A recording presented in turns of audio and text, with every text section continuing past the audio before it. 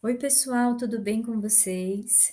Dando continuidade às aulas que nós vimos com o professor Brito sobre os sistemas sensoriais, nós vamos aprofundar um pouquinho sobre as particularidades do sistema olfatório, pelo fato desse sistema possuir um processamento um tanto quanto atípico quando comparado aos demais sistemas. A primeira característica que eu trago para vocês é uma participação muito intensa do olfato num outro sentido químico, o sentido do paladar. Então, o olfato e o paladar, eles estão muito conectados pela chamada via retronasal. Além do olfato, existe uma participação muito importante também do nervo trigêmeo, que participa dessa construção que é a experiência do sabor. Quando a gente observa então, né, a olfação, a gente pode ver aqui, nessa figura mais à esquerda, o processo normal da olfação, que também é chamada de ortonasal, que é aquela que acontece através da inalação de substâncias voláteis odorantes, que vai se transformar ali no estímulo neural e vai atingir essas vias de percepção do aroma. Já na retroolfação, a gente vai ter, através da mastigação, a liberação dessas partículas voláteis e aromáticas que vão internamente atingir esse epitélio olfatório, provocando a transdução e aí a percepção do odor, mas muito mais relacionada à percepção do sabor.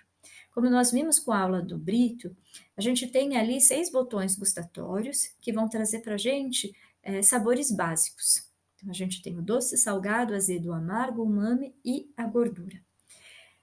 Toda a outra nuance que a gente tem de sabores, as especificações, as categorias, elas vão ser dadas por essa percepção do odor.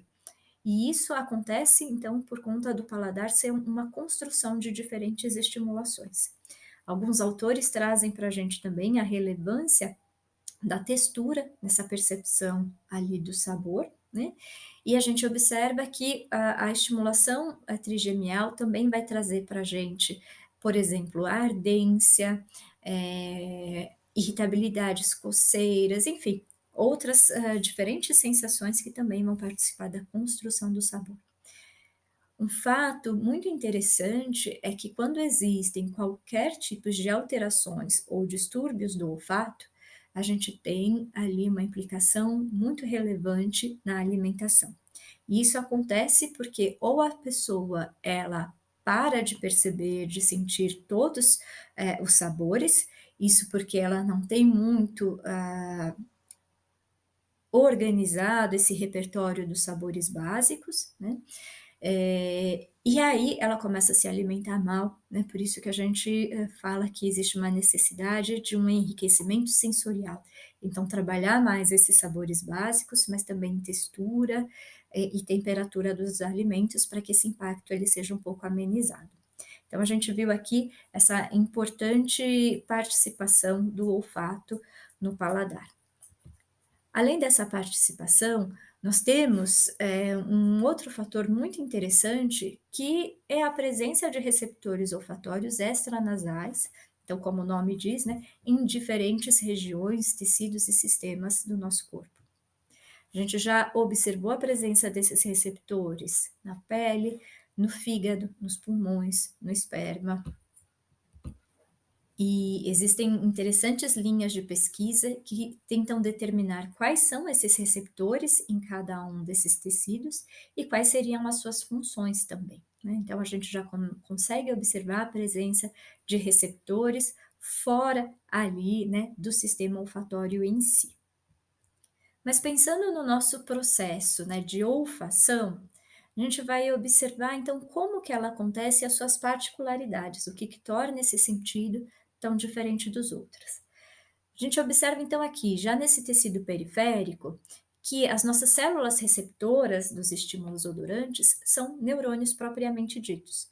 E são os únicos neurônios que estão em contato direto com o meio externo. Então, os neurônios receptores, eles são os únicos neurônios que estão diretamente em contato com o ambiente externo, e isso faz com que eles tenham uma grande vulnerabilidade, uma grande susceptibilidade a danos. Isso traz uma outra característica, que é a gênese constante dos neurônios nessa região. Então a gente tem ali um programa inato que acompanha a gente ao longo da vida até o envelhecimento, onde a gente começa a ter uma menor reposição desses neurônios, mas que a cada um determinado período, que pode ser compreendido a partir de 4 semanas, estendendo um pouquinho mais, a gente vai ter a reposição desses neurônios, justamente porque eles estão muito suscetíveis a danos. Os neurônios receptores olfatórios são neurônios do tipo bipolar, então a gente observa aqui na imagem, né, o corpo dele e 2 projeções. Então a gente tem uma ramificação que vai em direção às áreas mais centrais, essa ramificação é o axônio desse neurônio e ela vai passar pela placa cribriforme, que é um osso muito fininho e que é muito passível também de lesões. E quando a gente tem lesões nessa placa, a gente vai ter a interrupção dessa comunicação. Então, através, né, dos receptores, que vai gerar essa informação neural e vai transmitir para áreas de processamento.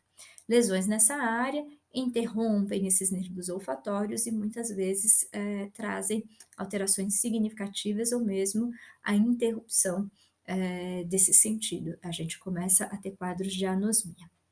Dependendo da lesão, ela pode ser transitória, a gente pode tentar reabilitar, né, essa via, mas geralmente elas podem ser ali bem permanentes por conta desse osso ele ser muito frágil. Então, observando aqui de novo, a gente tem uma ramificação que vai e segue, né, esses filamentos, eles se agrupam e formam um nervo olfatório, mas na direção oposta a gente tem uma outra ramificação que vai dar origem ali, né, ao nosso dendrito, e que nesses dendritos a gente vai ter filamentos imersos na mucosa olfatória, e nesses filamentos a gente vai ter as estruturas receptoras em si, tá? Então, muitas vezes a gente vai ouvir o nome desses filamentos como sendo cílios, tá bom? Além do nosso neurônio olfatório, a gente vai ter células sustentaculares, e essas células, por incrível que pareça, a gente não tem nenhum estudo até hoje sobre ela. A gente tem ali hipóteses de que sejam células de suporte e nutrição, e são essas células que são infectadas pelo SARS-CoV-2 e que vão promover distúrbios do olfato, tá? São células bem importantes, pelo que a gente presume, mas que até agora as pessoas não tiveram muito interesse em estudar, e a gente espera que essa realidade mude. Além dessas células sustentaculares, nós temos as células basais. Então, como eu contei para vocês, a gente tem a reposição desses neurônios, né, a cada determinado período. Então, são essas células basais que vão ajudar ali na maturação e trazer novos neurônios, né? Vão se tornar novos neurônios para a gente.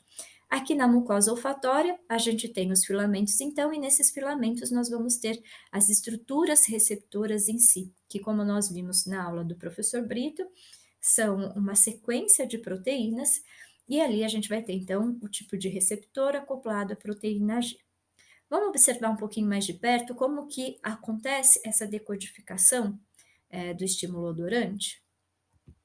Então, além, né, de toda essa questão de nós termos células que são neurônios receptores, a decodificação ela é bem particular, porque nós temos uma variedade muito significativa de proteínas receptoras, né, e essas proteínas elas vão trabalhar a partir de especificidade. Então, isso traz para a gente uma decodificação com um mapa, né, olfatório no bulbo muito interessante de ser observado. Nós temos cerca de 5 até 10 milhões de neurônios aqui no epitélio olfatório. Esses filamentos, então, vão apresentar os receptores em si, essas proteínas, e como que acontece essa estimulação. Nós vamos ter as moléculas odorantes chegando até essa área, e um odor, gente, ele é formado por diferentes moléculas, né, odorantes. Cada parte dessa molécula, ela vai se ligar a um receptor. Então a gente tem uma molécula que pode se ligar a diferentes receptores, mas a gente também tem os receptores que podem ali receber traços de diferentes moléculas.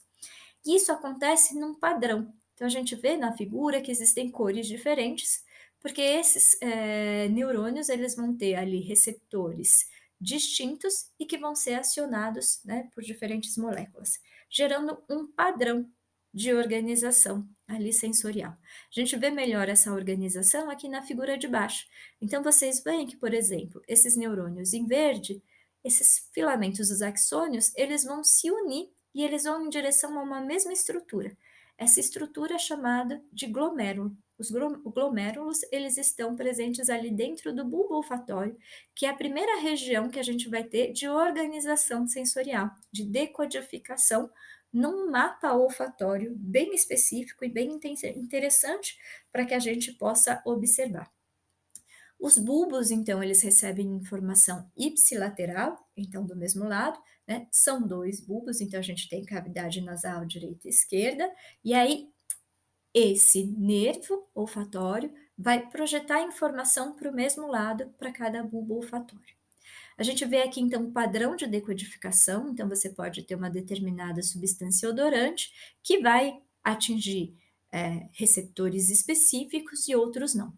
E aí a gente tem que lembrar que essa especificidade, ela é muito refinada, né? A gente fala de cítrico, mas o cítrico pode ser o limão, a laranja, a tangerina, né? Então imagina esse padrão, o quanto ele vai ser refinado e ele vai ser projetado, né? Esse refinamento acontece aqui no bulbo olfatório. A gente tem a ligação das moléculas odorantes no epitélio, que vai projetar os seus axônios nos nervos olfatórios para regiões específicas. Então, os receptores, eles vão se agrupar em glomérulos. Receptores específicos são projetados para glomérulos específicos. Existe uma estimativa que a gente possa ter cerca de 16 glomérulos, mais ou menos, para cada tipo de receptor. E isso vai formar para a gente mapas sensoriais muito interessantes. Então, é que a gente vê aqui, né, os dois bulbos e a ativação, né, de glomérulos bem específicos a partir de um determinado odorante. Na figura mais à esquerda, a gente vai observar aqui, então a gente tem um recorte do epitélio olfatório, né? Corpo do neurônio, é que a gente vai ter as terminações dos filamentos, e essa projeção dos axônios, né, para glomérulos específicos. Então, isso forma um mapa muito interessante da gente observar, e a gente tem aqui a primeira estação de decodificação e processamento da informação agora neural, então uma informação química, que aqui já se tornou uma informação neural, e tem essa primeira organização. Interessante pensar que a nossa primeira organização dessa via olfatória acontece fora do sistema nervoso central. Então, aqui a gente tem a primeira particularidade do olfato. Enquanto os outros sistemas eles vão decodificar esses estímulos já em áreas centrais, o olfato acontece numa região periférica e os teóricos, né, e pesquisadores do olfato consideram sim que essa é a primeira área de processamento cortical, mesmo fora do sistema nervoso central. É uma particularidade, né, bem interessante para que a gente observe. Quando a gente vai observar melhor, a gente vai estudar o bulbo olfatório, a gente vai observar, então, a presença dos glomérulos, né? A presença de células mitrais e tufosas, então, são o segundo neurônio que a gente vai ter nessa via. Primeiro neurônio que vem aqui do epitélio, faz uma sinapse, então a gente tem a primeira sinapse com o segundo neurônio. A gente tem no olfato só duas sinapses que separam o estímulo do processamento central cortical, né? Por isso que esses neurônios aqui, eles são neurônios não mielinizados, porque não precisa, né, da bainha de mielina, porque ele já tem um percurso, um trajeto que é curto e já tem ali poucas sinapses separando, então já é um trajeto que é curto e que é rápido, tá? No bulbo olfatório, a gente vai estabelecer, então, os mapas olfatórios, e a gente vai começar a ter uma primeira organização dessa informação, mas através também de mecanismos de modulação top-down. Aqui, nessa primeira área, né, de estimulação, a gente tem só vias aferentes, mas aqui a gente começa a ter vias que são moduladas, tá? Entre essas células, nós temos interneurônios, então células são chamadas de granulares, ou células periglomerulares, tá? E eles são interneurônios e que vão fazer aquele processo que nós vimos com o Brito, tá? De excitação ou inibição. Esse processamento, então, dá a codificação, né, essa organização dos estímulos olfatórios que nós tivemos, das moléculas olfatórias, e vai sofrer uma modulação aqui já eferente, tá? E aí a gente parte para a nossa terceira sinapse. Então, depois dessa decodificação que a gente tem aqui no bulbo olfatório, a gente vai passar para as vias mais centrais. Depois do tratamento que o bulbo olfatório dá para essa informação, a gente vai observar, então, a projeção desse sinal, para as vias do trato olfatório, né. Então são diferentes áreas que a gente vai observar sendo acionadas. Então nós temos o córtex piriforme, que vai ter um papel muito importante nessa transferência, desse mapa do bulbo, né, numa representação perceptual. Nós vamos atingir também o tubérculo olfatório e a amígdala. Então, ali no sistema límbico, a gente já está na área do sistema límbico, a amígdala, que essas áreas elas vão ser muito importantes para esse processamento emocional dessa informação do odor. O córtex entorrinal, que tem um papel importante nessa memória desses odores, então na memória olfatória, e depois a gente vai ter essa projeção para diversas outras áreas. O córtex órbito frontal, por exemplo, que vai integrar essas informações afetivas e semânticas relacionadas aos odores. O hipocampo, que a gente sabe que tem um papel importantíssimo na consolidação de memórias. O tálamo, né? E outras áreas. A gente tem o hipotálamo, a gente tem a ínsula, o giro do cíngulo, a gente tem muitas áreas envolvidas, tá? Então, aqui a gente já pode ver que, diferente dos outros sentidos, o olfato, ele não tem uma mediação talâmica, ele é uma via direta para áreas de processamento superiores. Então, nessa imagem eu trouxe, resumido o que que acontece. A gente tem um estímulo, né, de um aroma, então, por exemplo, uma flor. A gente vai ter a estimulação desse órgão, sensorial, então o epitélio olfatório. E aí, se a gente tem uma estimulação que é relevante, né, a gente tem um estímulo, pode ser, gerado por expectativa ou por saliência, a gente vai ter esse processo de transdução, de geração de um potencial, que atinge um limiar mínimo absoluto, e aí a projeção, então, dessa informação neural para as outras vias. O que é importante é que a gente lembra, do que o professor trouxe na aula, os processos de habituação, de acomodação, né, e tudo relacionado também com a relevância do estímulo, com processos atencionais. Algo que também é bem importante que a gente saiba é que, o olfato tem uma participação muito importante do nervo trigêmeo. Então tanto o nervo olfatório quanto o nervo trigêmeo vão projetar ali informações para o bulbo olfatório. E quando a gente tem casos de alteração do olfato, a gente tem pessoas que conseguem sentir, por exemplo, a ardência, o frescor ou a queimação de alguns odores. E isso faz com que elas achem que elas estejam sentindo alguns cheiros e outros não. Mas nos testes funcionais a gente observa que essa é uma ativação do nervo trigêmeo e não necessariamente do nervo olfatório. E aí também a gente vai pensar em processos de reabilitação, né, de organização sensório-perceptual, enriquecimento sensorial, né, para diferenciar. Nessa imagem aqui à direita mais abaixo, a gente tem então a projeção da informação do bulbo ali para as áreas de processamento. E é aqui que vai ter a maior diferença para os outros sistemas. Essa organização desse circuito atípico, e eu costumo falar que é um sentido também que gosta de trazer uma ruptura, é um sentido mais revolucionário. Por quê?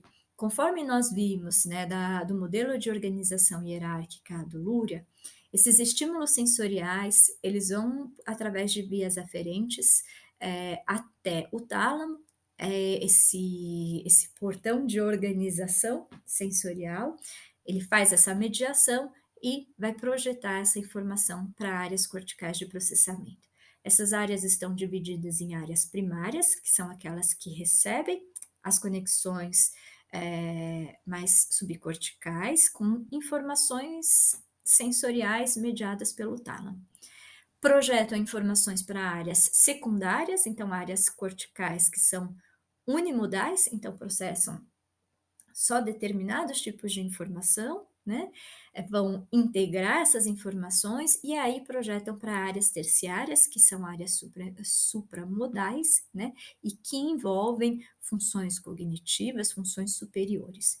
E no olfato, nós não temos essa organização, né? O olfato, ele é o único sentido que não projeta imediatamente essa informação sensorial para o tálamo. Então, se a gente volta aqui, por exemplo, para essa imagem inferior, a gente vai ver que o tálamo, ele só vai ser atingido depois de toda uma série de estruturas neurobiológicas já estarem em um processamento que é considerado um processamento supramodal.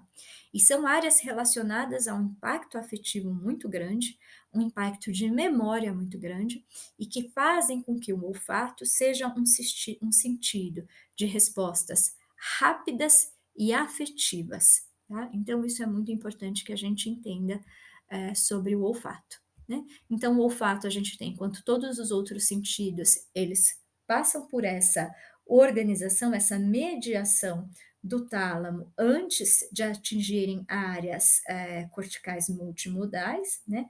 O nosso olfato, ele não tem mediação entre a recepção sensorial e o processamento multimodal. Então, fora o bulbo, todas as outras áreas do circuito do olfato são áreas de processamento multimodal. Então, trazendo para a gente uma velocidade, uma intensidade na resposta e correlatos afetivos e de memória. Então, eu trouxe aqui a figura ampliada, essa é uma figura de um dos nossos livros de referência. Então, a gente tem o bulbo, né, o epitélio, o bulbo, e aí as projeções que ele vai jogar essa informação. Né? As construções que a gente vai ter, então, do sistema olfatório são construções de grande impacto afetivo e de memória. Como nós vimos com o professor Brito, uma memória, ela, quanto mais afetiva ela é, mais ela vai ser consolidada, mais ela vai se transformar numa memória de longo prazo. E quando a gente fala das memórias, então, relacionadas ao olfato, a gente vai lembrar que são memórias relacionadas a um contexto, né?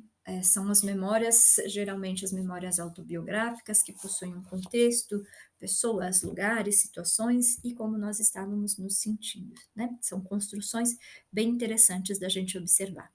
Então, esse é o complemento que nós tivemos sobre o sistema olfatório. Espero que a gente possa conversar e observar mais detalhes ao longo da nossa aula síncrone, e eu espero que vocês tenham aproveitado esse percurso pelo sentido do olfato.